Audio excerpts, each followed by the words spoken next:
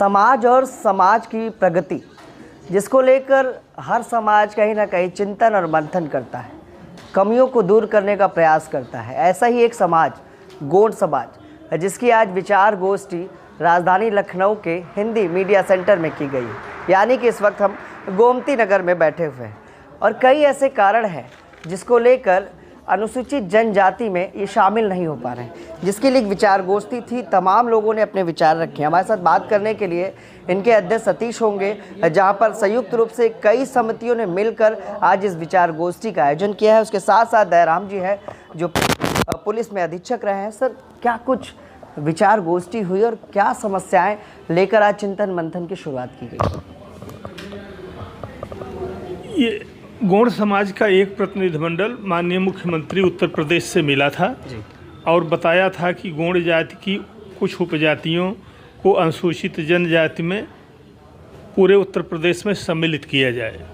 मुख्यमंत्री जी ने प्रमुख सचिव समाज कल्याण को निर्देश दिया था कि इसमें प्रस्ताव बनाकर भारत सरकार को भेजिए। प्रमुख सचिव समाज कल्याण ने उत्तर प्रदेश शोध संस्थान भागीदारी भवन के निदेशक को यह जिम्मेदारी दी कि आप प्रस्ताव बनाइए। उन्होंने उत्तर प्रदेश के 9 जनपदों जौनपुर, आजमगढ़, अंबेडकर नगर, गोंडा, बस्ती, शाहजहांपुर, बदायूं, जालौन और चित्रकूट 9 जनपदों का सर्वे करके एक सर्वेक्षण आख्या शासन को भेजी। उसमें 3 बिंदु निर्धारित किए कि उत्तर प्रदेश के गोंडों की तुलना जब मध्य प्रदेश से की जाती है तो उनके कैरेक्टरिस्टिक्स, उनकी विशेषताएं मध्य प्रदेश के गोंडों से नहीं मिलती हैं। दूसरी चीज़, जनजातीय लक्षण जो पहले निर्धारित किए गए थे वो जनजातीय लक्षण उत्तर प्रदेश के गोंडों में नहीं पाए जाते हैं जी। तीसरी चीज़ कि जिन जनपदों में शोध टीम गई थी वो लोग मौखिक मुहजबानी अपने को बताते हैं कि हम गोंड हैं, लेकिन कोई साक्ष्य नहीं दिए। जब वहाँ के लोगों से संपर्क किया गया तो उन लोगों ने बताया कि हमने साक्ष्य दिया था जी। हम फिर साक्ष्य देंगे। तो उस साक्ष्य को एकत्र करने के लिए यहाँ बैठक बुलाई गई है कि 9 जिले के लोगों को सूचना दे दी जाए कि जो पहले उन्होंने साक्ष्य दिया था वो साक्ष्य फिर अपना दे दें, जो मुख्यमंत्री जी को सामने उनके संज्ञान में लाया, उनके रख करके प्रत्यावेदन के साथ उनके संज्ञान में लाया जा सके और फिर दोबारा जांच कराकर और प्रत्यावेदन भारत सरकार को भेजा जा सके, जिससे गोंड जाति की सभी उपजातियों को सम्मिलित करते हुए पूरे प्रदेश में उसको अनुसूचित जनजाति में सम्मिलित किया जा सके। अच्छा सर, क्या पहचान है गोंड समाज की, जिससे हम जान पाते हैं कि ये गोंड समाज के लोग हैं, ये इनके रीति रिवाज हैं? क्या क्या लक्षण आप देख पाए हैं अभी तक जो आप लोगों ने इतने दिनों में चिंतन मंथन किया है? नंबर 1 तो पूजा पाठ है जी। इनके सभी के घरों में घर के पश्चिमी और दक्षिणी कमरे में एक देवखुर होती है। उसको कहते हैं कि हमारी देवखुर है, कहीं देवस्थान कहते हैं, कहीं देवतन बाबा कहते हैं। और साल में वो 2 बार पूजा करते हैं।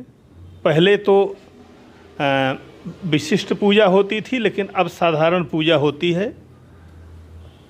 और उनके पूजा में जो थोड़ा संपन्न हैं वो हुड़का और जोड़ी की नृत्य गाना बजाना कराते हैं। जो गरीब परिवार के लोग हैं वो उसी तरह से बिना हुड़का जोड़ी के ही अपने देवखुर में अपने देवता की पूजा, घर के जो बुजुर्ग लोग होते हैं, महिलाएं हों या पुरुष हों, वो अपने देवताओं की पूजा करते हैं। सर, 448 परिवारों का सर्वे हुआ था।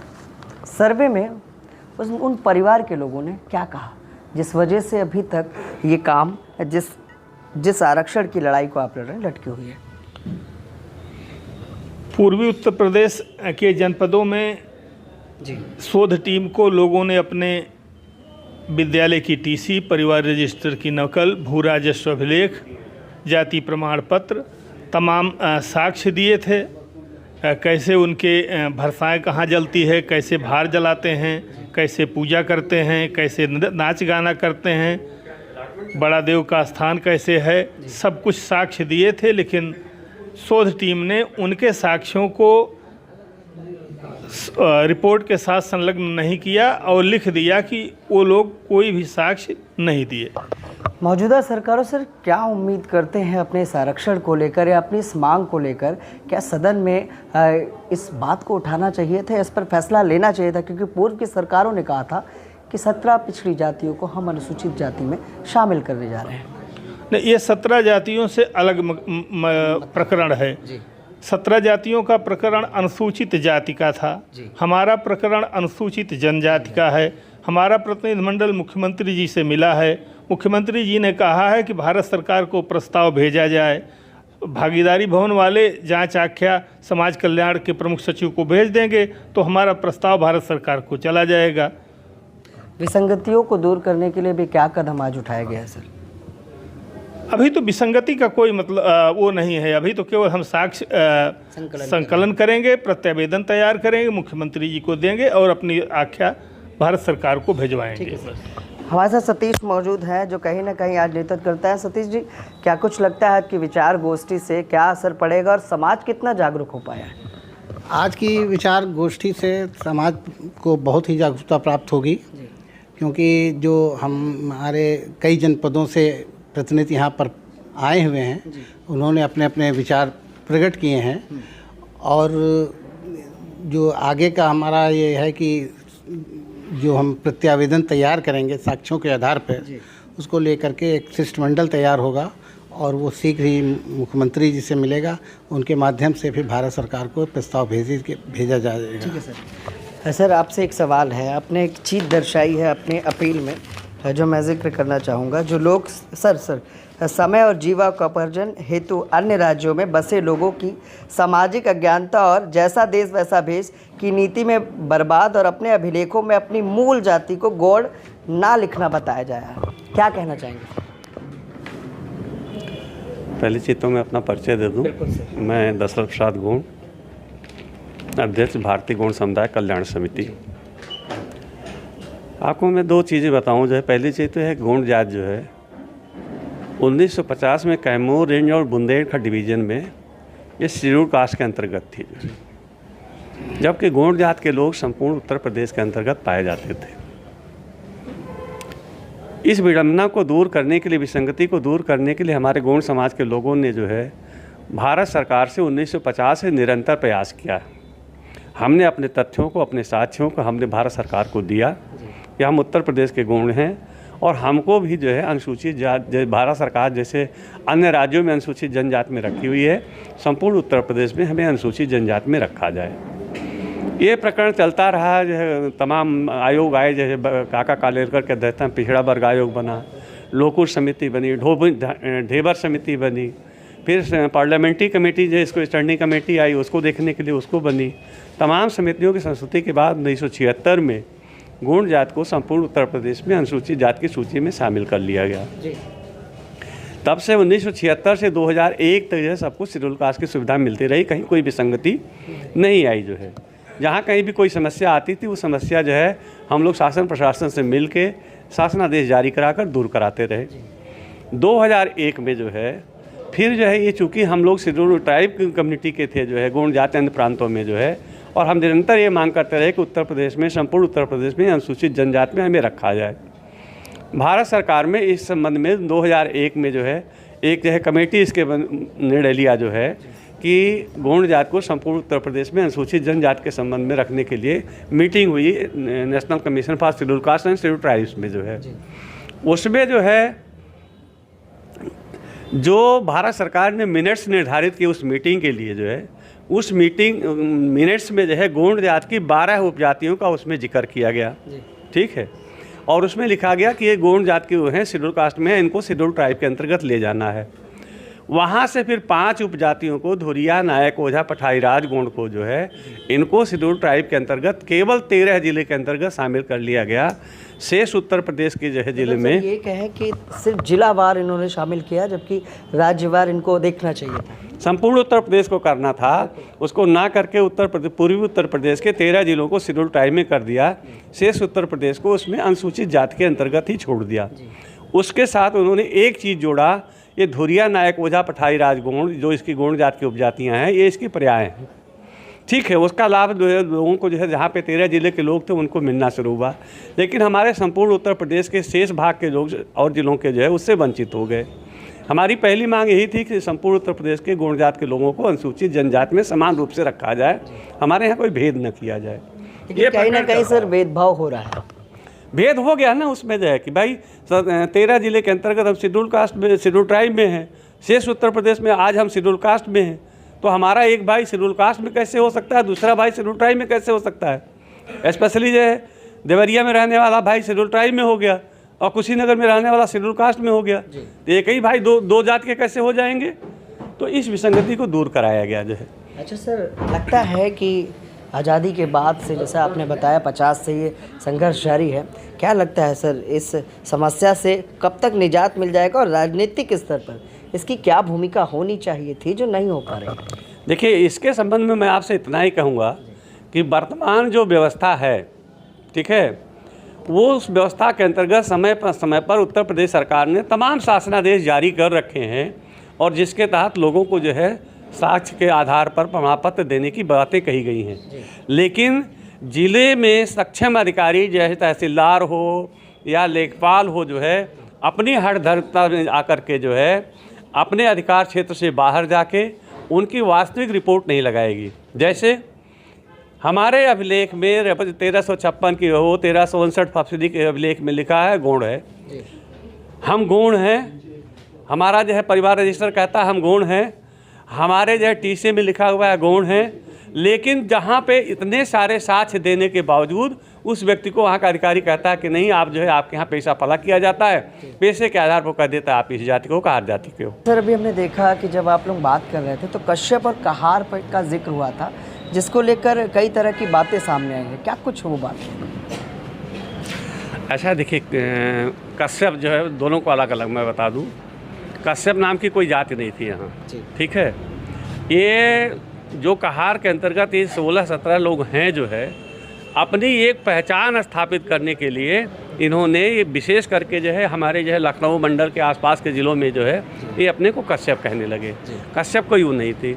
अब रह गई बात कहार जो है, कहार उत्तर प्रदेश सरकार के अभिलेखों में कहार एक जाति है, ठीक है, लेकिन कहार हैं कौन? 16 जातियों के लोगों को एक साथ सबको कहार कह देते हैं जी। ये शासन उसमें व्यवस्था है जो है, तो सब कहार तो नहीं हो जाएंगे।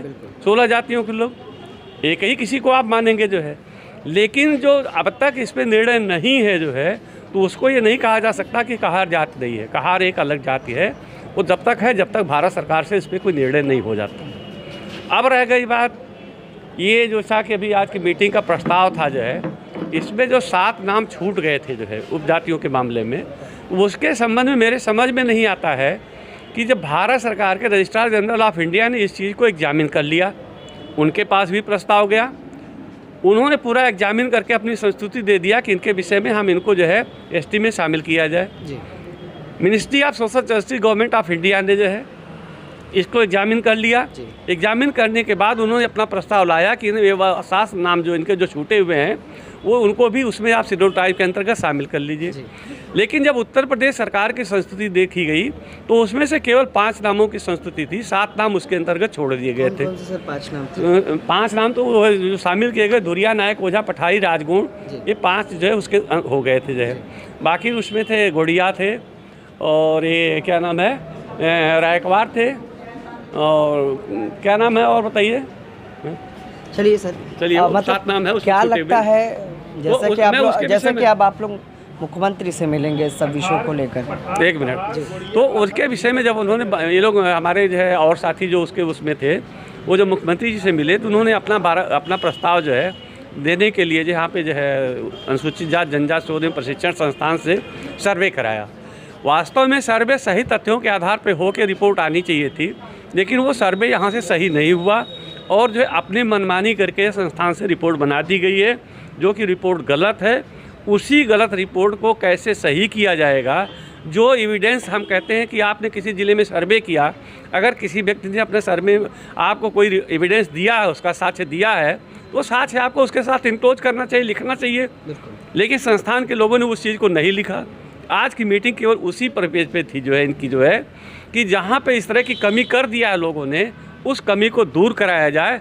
वहाँ के लोगों से उन साक्ष्य को इकट्ठा करके जो है माननीय मुख्यमंत्री जी के संज्ञान में हम ले जाएंगे और मुख्यमंत्री जी से अनुरोध करेंगे इसके विषय में एक बार फिर से अपना जो है सर्वे करा के इसकी संस्तुति भारत सरकार को भेजा जाए, ताकि ये जो नाम छूटे हुए 7 नाम, ये 7 नाम भी उसके साथ इंक्लूड हो सके। ठीक से, बहुत बहुत धन्यवाद। तो आज विचार गोष्ठी थी कहीं ना कहीं गोंड समाज की, और जिसके लिए कई दिग्गज यहाँ पर इस गोष्ठी विचार गोष्ठी में शामिल हुए। उन्होंने अपनी अपनी बात रखी और एक बड़ा आरोप भी लगाया कि जो सर्वे हुआ उस पर कहीं ना कहीं बड़ी लापरवाही बरती गई। इस सर्वे में सुधार की ज़रूरत है और जो साक्ष्य इन लोगों से मांगे गए हैं उस साक्ष्य को जुटाने के लिए आज इस विचार गोष्ठी का आयोजन किया गया था।